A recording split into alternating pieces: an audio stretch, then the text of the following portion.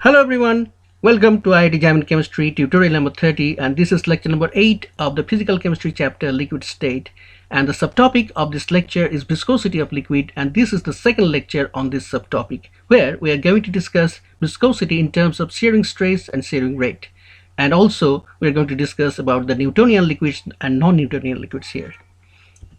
So eta, the viscosity coefficient, we have to express this in terms of shearing stress and shearing rate. So we have to know about this. What about shearing stress and shearing rate?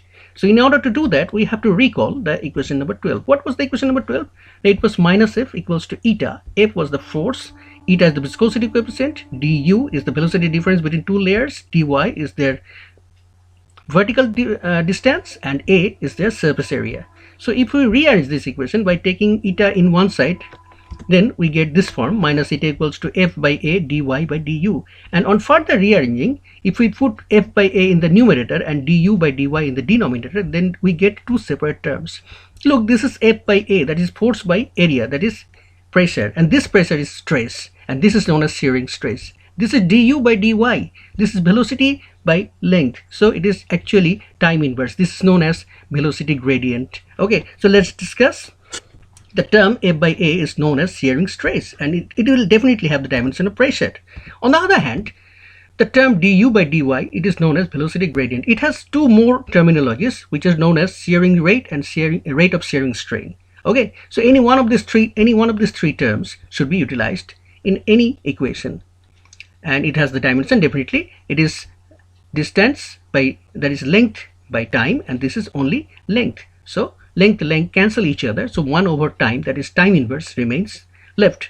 So it is time inverse should have the it should have the dimension time inverse. Okay, so this is nothing but the rate of change in velocity of the two layers with respect to perpendicular distance between two moving layers of a liquid. Okay, and here the negative sign in the coefficient of viscosity in the previous equation, look at this here, negative sign. If we ignore this negative sign, because this is actually indicating the direction of the force, isn't it? So if this negative sign is ignored, then the flow of the liquid can be expressed like this: viscosity coefficient equal to shearing stress, that is, this is what? This is F by A, and this is du by dy, shearing rate. Okay, therefore, now look, rearrange this equation: shearing stress in one side, in another side viscosity coefficient into shearing rate. So if shearing stress is plotted against shearing rate, that is shearing stress playing the role of y and shearing rate playing the role of x,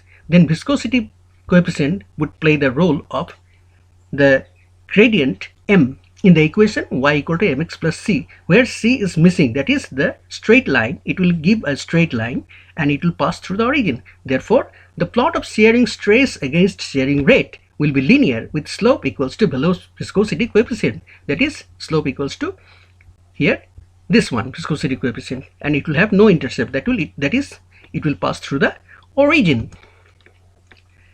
And on the basis of slopes, now this slope is very important. Okay, now fluids can be classified into two types of liquids, as I have said that these two things will also be discussed here. So on the analysis of the graphical presentation of different types of liquids, we shall discuss the different types of liquids here. What about Newtonian and what about non-Newtonian? Okay, and in case of non-Newtonian liquids, there is a wide variety also. Okay, so let's define. What about Newtonian liquid?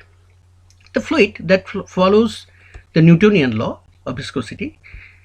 What is the law? The shear stress is directly proportional to the velocity gradient. So it will give plain a straight line passing through the origin, and here's the graphical presentation. So this is the straight line passing through the origin. So these are all about Newtonian liquids. For example, water, this is the Newtonian liquid.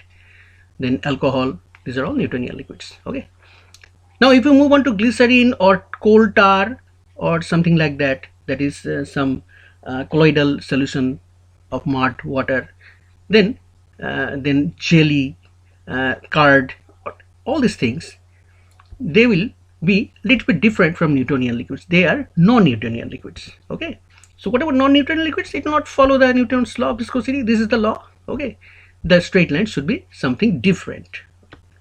Now what about dilatant? Look, dilatant starts from the origin, so it's a liquid throughout. But on increasing the shearing rate, that is, shearing rate means you are steering in the circular direction, that is, you are applying some torque, then it is just what I say, it's steering, it is getting stirred, and on increasing this rate, the thickness of the liquid increases, so the viscosity would also increase. So these types of liquids are known as dilatant. And if on increasing the shearing rate it is decreasing, the viscosity is decreasing, then it would be termed as pseudoplastic. Now some liquids are there which are at low shearing rate are solid. So before this they are solid, so it will start from here like this. Okay, if it would have been a liquid, so they would have some intercepts. Okay, and these types of liquids are known as Bingham plastics. Okay, now here also this is shear thickening and this is shear thinning. In case of shear thinning, that means viscosity decreases on increasing the shearing rate. In case of these types of liquids, they are known as Bingham pseudoplastics. They are also known as thixotropic liquids. On the other hand, these types of liquids are known as rheotropic. So that's all about this topic. And now let's discuss one question here.